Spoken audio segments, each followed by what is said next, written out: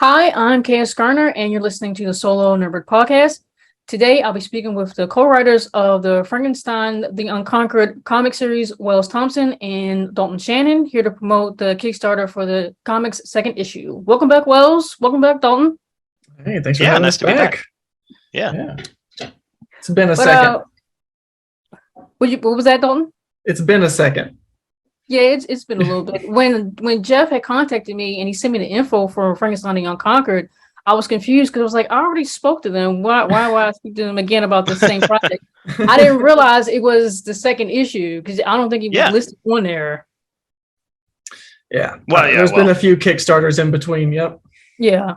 It's also we usually list it as 1 through whatever issue it is that we're actually funding, so that people don't feel like they're being left out. So we want people to that haven't been on board with Frankenstein yet to go, oh no, I can jump in on that. So okay, well, yeah, we'll get into what Frankenstein is about for people who are new. Yeah. But outside my introduction, who is Wells Thompson and Dalton Shannon in their own words? A mess.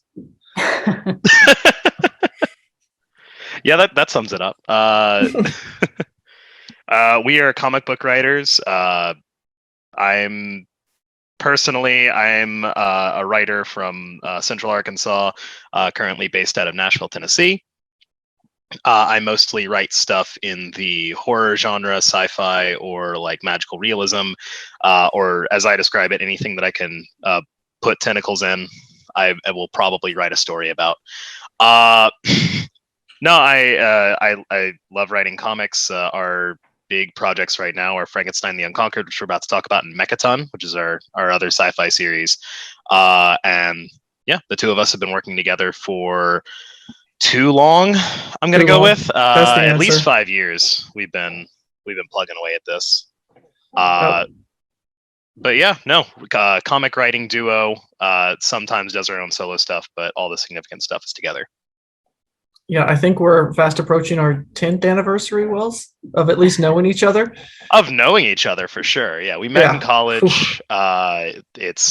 We met in writing seminars in college. I actually met him through his wife first. We were just like hanging out as friends, and we would get like breakfast sometimes between classes. And then she just introduces me to this nerd, and she goes, "Oh, this is my boyfriend. He likes comic books. He writes comics." And I thought, gross. And then it turned out that he was onto something. So see, that's usually how it goes. It's gross, and then yeah, that's how I met my wife, actually. But for those who are new, right, what is Frankenstein the Unconquered about, and what should returning readers expect in this second chapter?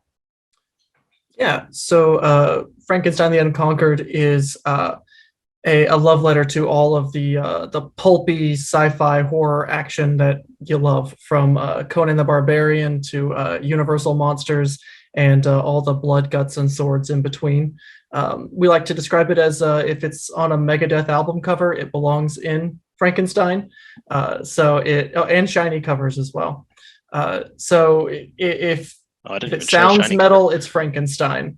And so that first issue we brought, we literally had Frankenstein murdering the stars as he descended back to Earth, which was a hell of an opener. And now going into issue 2, we I won't say we're slowing things down, but we're kind of pulling the tension just a little tighter for a little more closer personal kind of horror than the bombastic, energetic horror of the first one. Yeah. Frankenstein as an overall story is a kind of brutal revenge quest that explores the monster as it existed both in the original novel and in the adaptations, like the famous Karloff and every other adaptation that he's had. We wanted to kind of find a version of that marries those concepts and explore some ideas of our own. So the first issue goes over how he ended up in this kind of brave new world, this post-apocalyptic hellscape. And it starts out very cosmic, comes down to Earth, gets very violent very quickly, but explains how, like, kind of does a brief overview of how the original novel ended and how he got to the future by freezing in the Arctic, and shows how violence is sort of in his nature, and he has a very difficult time escaping it. Number 2 introduces 2 chief characters that we're going to be exploring further as the series goes on, the Bride of Frankenstein and the Wolfman. And we have really exciting plans for all of it. And make no mistake, it is a sequel to the novel, so you've got homework to do. No, absolutely not. Absolutely no. Please do not. No. Before you sign away, there's no homework. Though, if you want to read the novel, it is very good. You should. Everything you need to know about the novel, we give you. But the novel's great. Well, how has your creative process changed, if at all, from Frankenstein the Unconquered, the first issue, to now promoting the second one? I think I've given Wells a few more aneurysms. Yeah. Yeah, no, it's sort of a testament to how we write that we've gotten it pretty solid. Like the creative process itself hasn't changed. I think we've just the more we've done this, the more we've learned to trust each other and sort of lean on each other's creative input. So, and for that matter, the rest of the creative team's introduction. You know, when you're writing the first issue, you most people go into it without realizing like who the artist is going to be and how the team is going to make it look. But now that we have something to look at on the page, it's very clear what Mary can do, what Dahlia Maha can do with the material that we give them. So I feel like if anything's changed, it's that. It's being able to kind of go forward knowing that we can do some truly absurd things on the page. We have a 12-panel spread that any other artist would have made look cluttered as hell, but Mary absolutely nails and makes a incredibly clear story that, like, these 12 panels could have been a comic in and of itself. And then on the next page turns around and does a double page spread that's even crazier. So I guess what I'm saying is don't flex, because then people come to expect it of you. And we are certainly going to expect that of Mary going forward. The Frankenstein is just a series of flexes, and I think that's appropriate. Yeah, no, I think creatively it's just been like a growing of trust in the team, in our storytelling capabilities, and I think we're going to get meatier stories out of it going forward. So yeah, I think trust is the word. It's because when you first start writing as a unit, it's like you kind of want to hold on to that baby that you wrote. And so if ever I gave a script to Wells or vice versa, we wouldn't want them to change too much. They're like, no, this is perfect. I want you to look at it, but I don't want you to edit it. And then I'm willing to put your name on the page if only you don't change anything and tell me it's perfect. Right. There's that inherent kind of desire there, but as it goes forward, you get to see what the other's capable of, and you can see that it's just as good. It's even better when it comes back with a fresh set of eyes and a fresh set of words on the page. So that trust does build, and it makes it so much better than it could have been by itself. Well, where did the idea come from for Frankenstein to be the example, I guess, to utilize to explore toxic masculinity? So, Wells, you did mention just a few minutes ago about how Frankenstein is like inherently violent in a way. So, and I read the release that was sent to me about how, I guess, you all are using him as the example. So where did that come from? Well, I mean, I'm a literature nerd. That's what my degree is in. And I've always loved the original novel, and I think that those threads are very much there in that original source material. And that starts with Victor Frankenstein. Like, he is a just selfish man-child that does not like to accept the consequences of his own actions. And if ever there was a book that was like Sins of the Father to Sins of the Son, it would be Frankenstein. Even though he wants to, Victor's kind of the main the voice that we're hearing the story through. But even through his own like biased narration, we can get the sense that these traits kind of came from him. This kind of inherent violent tendency that the monster has. And the novel does a really good job of kind of muddying the waters on who, like, the internal characters that are characteristics that they have. But if you just look at their actions, the monster feels spurned, certainly, but also doesn't have any problem with murder, with revenge, with really cutthroat, bloodthirsty tactics to get what he wants. He kills Victor's brother just on essentially a suspicion that he's related to Victor, and kills his wife because in his eyes Victor spurned him and destroyed the only chance that he would have at a relationship, so why should Victor get that as well? And the relationship that they have kind of passes back and forth that violent tendency. One wrongs the other and then goes back and forth until they both ruin each other's lives. So that carrying forward, like when he finds himself a fresh set of circumstances, we really gave Frankenstein's monster the best possible shot in this comic. Because when he arises from the ice, when he thaws out, it's in a future where no one knows who he is. Everyone is mutated. Everyone is kind of hideous. No one's even really initially that scared of him, despite the fact that he is huge and stitched together.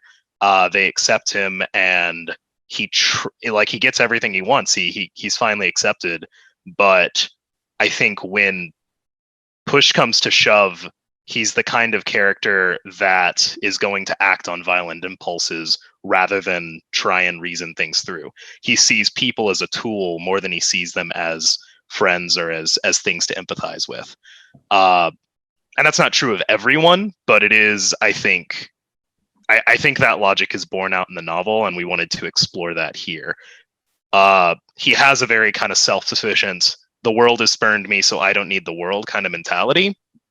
And we wanted to see the logical place that takes it to when you push it further and further. And that's kind of the cool thing to do in this kind of like science fiction, horror, fantasy world, is you can push it to the absolute limit where he's toppling kingdoms and getting exiled to the stars. And we can see the true like violence conclusion that leads to, where he's friendless and left a bloody scar on the earth. And it comes back to bite him. I think in it just keeps coming back to bite him, and that's sort of the recurring theme of the story, of our story anyway. Yeah, and it's really cool when you take all of that built-in theming for the character of Frankenstein's monster, who heretofore we're calling Frankenstein, right? Like we can all agree it's Frankenstein. So here's my argument. This is a tangent, but here's my argument. Whether or not the monster likes Victor, he sees Victor as his father. Frankenstein is Victor's last name. His name is Frankenstein. The monster's name is Frankenstein. Guys, don't be pedantic. But we take the trappings there, and then we shove them into kind of a genre known for its escapist, toxic masculinity vibes in pulps. And even in some cases metal, where this a lot of the time the genre is used as a power fantasy, or as just a way for strong white cis dudes to just have power over the world, and putting a character like Frankenstein in those trappings to really, and with those trappings, get a chance to explore all of the insane pulp shtick of like riding rockets or slaying monsters or conquering kingdoms or continents. Like literally Conan the Barbarian is that. And then you put Frankenstein's monster in it. It's a perfect vehicle to kind of explore and pick apart the very idea of masculinity itself, whether toxic or otherwise. Mm-hmm. Mm-hmm. And there are examples, I should say, like we're not saying all toxic, like masculinity is inherently toxic. Right. There are examples. For example, I think the Wolfman Larry has his failings, and I love that character. But on the whole, he is a very like kindly, optimistic character, and he acts as a really important foil to Frank in a lot of ways. He definitely has his like his. I think the thing that gets him in the most trouble is that he does occasionally fall into that sort of like way that the world is of, well, everything is wrong, so I should, I have to act violently as well. But that's usually the thing that gets him in trouble. He's usually wrong for it. And I think his voice is a really important counter to Frankenstein's, which is extremely pessimistic and extremely what's the word I'm looking for? It's mechanistic. Yeah, he like I said, he views people as a tool. If it's not and Larry more than others. Oh God, poor Larry.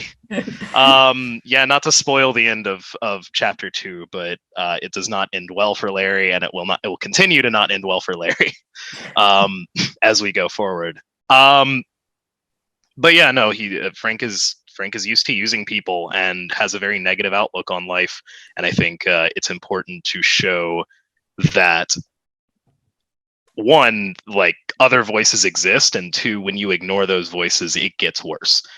Yeah, the part of the power fantasy is sort of being a lone wolf, but being a lone wolf, especially in this world, is strictly a negative. Well, throughout this whole process, it can be on this project, it could be on Mechaton, it could have been on the previous issue. Do you or did either of you ever get overwhelmed? Does it ever become too much? And when it does, how do you typically manage your mental well-being? So it may not even be on this project. It can be something, it can be, just separate the project itself and be like, okay, your home life, work, managing relationships with people and whatnot. So like, this has just turned into a therapy session for Wells. So we're just going to keep that going. Yeah, I do charge by the hour. Where do we start? Oh my God. I think Dalton both gets to and is able to manage it a little bit better than I do. Like, we both work day jobs, so the time trappings even of just finding time to write can be stressful. I think both of us have found a pretty good balance as far as doing that. Mm-hmm. But when you add on top least of the creative process is fine. Yeah, for the most part, it is sometimes frustrating, I'll say, not being able to find that time when you're balancing it with all of the other stuff I'm about to bring up. Oh, gosh. But when you add on top of it the financial stress of, like, working with artists that are truly magnificent, and we're privileged to be able to work with them, but make no mistake, they cost a lot of money. And having the pressure of, well, if we're going to make this, we have to crowdfund, and that involves a lot of pre-planning, that involves a lot of micromanaging, fulfillment, obviously. So, like, we're effectively both the writer and the publisher, at least until another publisher comes in and picks it up. I just want somebody to handle the marketing. Marketing, yeah. I effectively have to be like the world's greatest social media manager to make a Kickstarter happen, and it's incredibly stressful. I think the story itself is where I find the most refuge, because when I find, like, this, I showed off the comic on camera. Sorry for anyone listening to this on an audio stream, or an audio platform, but when I actually, like, came home and I saw that it was here, and I put it in my hands and just flipped through it and saw how good of a job the printing had done and how beautiful it made the art look and how well it had all come together, that made me, like, that took down everything to a really, really just made it all worth it. I think that helps me a lot.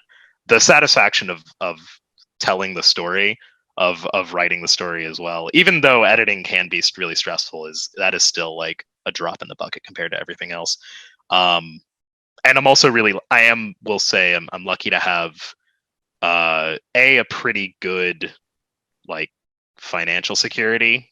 I'm not swimming in money or anything, but I don't have to worry about much in terms of finances, which is great, and a lot of people don't have that, and I am thankful for it every day. And then also I have a really good and healthy relationship with my wife, and that makes me very happy, and that's always a place that I can go to. But I think the thing that makes me the most overwhelmed is that it's just a lot. It's just a lot of stuff to do to make it happen. It is, and I always feel so terrible because we're separated from huge distances, and so especially when fulfillment time comes around, all that stuff gets dropped on Wells, and I'm like, dude, I'm here. What do you need? And he's like, you're in Wisconsin. What can you do? I'm like, I'm trying, dude. I'm trying. All right. Well, my last question for you two, it's pretty much the same as it was last time, is what is your idea of success, and has it evolved from the last time you spoke? I'd have to review whatever I said last time I was on here, but I mean, so what is it? What is it now? Sure. No, I don't. I'm sure it hasn't changed much. Ultimately, what I want is just to be able to do this, to not worry about like another job that gives me healthcare and benefits and whatnot, and just like be able to drop all of that and do comics long term. But I mean, success to me is people reading the book. That's really what I care most about. And if we never get to a point where I'm like completely financially independent on comics alone, that's fine. Like, it'll suck, but it's fine. I'm still gonna make the stories, as long as people are reading them. That's what I care most about. And I guess on top of that, like the added layer of success is if a publisher comes along and says, hey, we really want to publish this, that would be really, really cool. We have gotten that with Mechaton, which is fantastic. Scout Comics is publishing Mechaton, and we are really, really excited to be working with them. And maybe one day it'll happen with Frankenstein. Who knows? But yeah, no. To me, that's it. I just want people to read the books. Mm-hmm.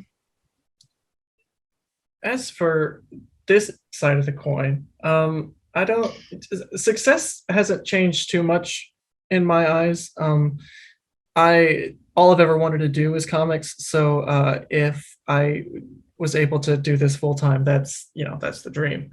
But success always feels like a success just when like the book is made.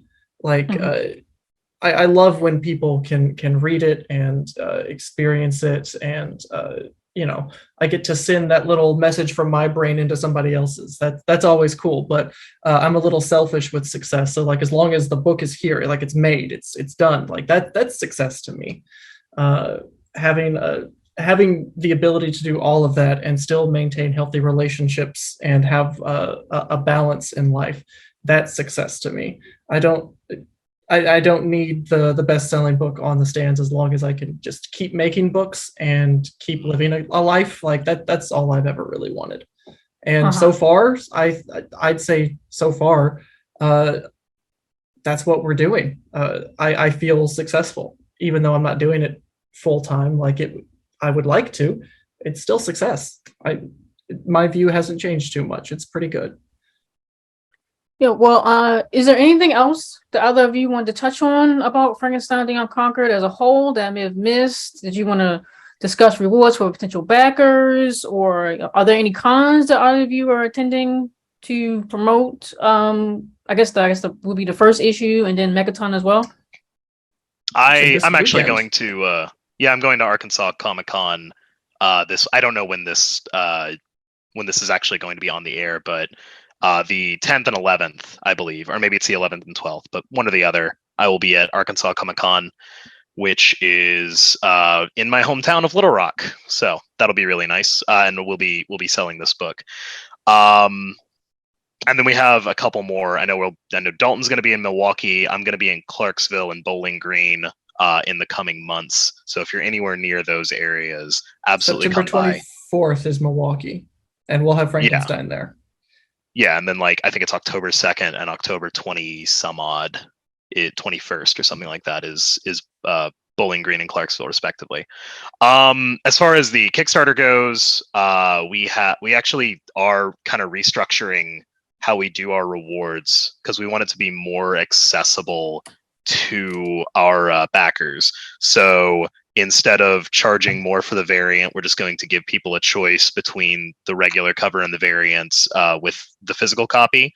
We're also going to include a third cover, which is a Not Safe for Work cover that Flops is doing, the UK artist who does very pinup style things. That's something we've never done before, but we wanted to experiment with it, and we feel like this is a good property to try it with. We also have we've lowered the prices on our upper tiers, including you can get everything that we offer that's Frankenstein related for, I believe, $85 in the first weekend, which is 15% off, and then an additional 20% off for the first 72 hours that thing is live. So a big discount there. We're also bringing back the Adopt-A page from Mechaton. Yeah.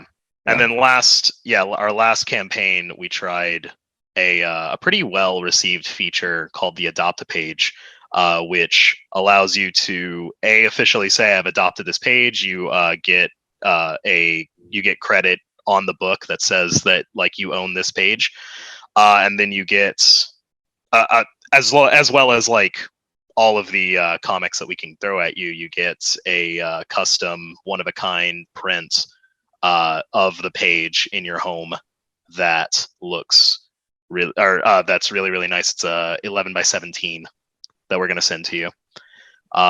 So you get like physical proof that you have the page as well. That's pretty cool. With that, yeah. Since all of our artists that we work with work digitally, we wanted to like include a way to buy, original pages without, obviously, there's no real way to have like digital ownership except through the thing we're not going to mention because it's a scam. Yeah. So we were thinking about like, obviously this is anxious, like people are clamoring for something like this. So so far it's been very well received. I don't know if we're going to sell all 20 pages, but that would be really cool if we did. That'd be great. And then we have commissions as well. Mary Landro is a all you have to do is take one look at the book and she's an absolutely fantastic artist. She's really good at character drawings, especially those like image comics, like 90s style, like Spawn and Ghost Rider and things like that.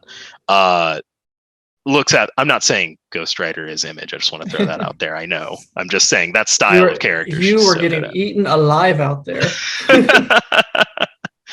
No, but she's absolutely fantastic, and she has, I believe, 4 commission slots open that she's reserving for us for this campaign. So, if you want some original art, I can't think of a better place to pick it up than on the Frankenstein the Unconquered #2 campaign. Which also, launches the 22nd. No, it launches the 19th. Oh, we changed that now. Okay. Yeah, Monday the 19th. Okay. Yeah. Also, I did want to briefly mention Kaylin Smith is going to be doing the variant cover. So Heather Vaughn is our main cover artist, and she does really fantastic like Frazetta style covers for Frankenstein that look really, really rad. And then if you like Kaylin Smith, who you should because she's fantastic, we met her at Planet Comic-Con in Kansas City, and she agreed to do a cover for us, which looks really, really, really good. So I believe... And the pre-launch link is live now, right? The pre-launch link is live, yes. So you can sign up to be notified on launch if it hasn't already launched by the time this goes live. I think it will be by the time it goes. I think it should be given like 2 weeks. So yeah, I think the 19th. Sure. Yeah. Yeah. It'll probably come up right as it's going live. So that means you can go and support it right now and probably get the early bird rewards, which I forgot to mention, but 20% off of just about everything in the first 72 hours. All right. Well, again, I want to thank the co-writers of the Frankenstein the Unconquered comic series, Wells Thompson and Dalton Shannon, for joining us here today to promote the Kickstarter for the comic's 2nd issue.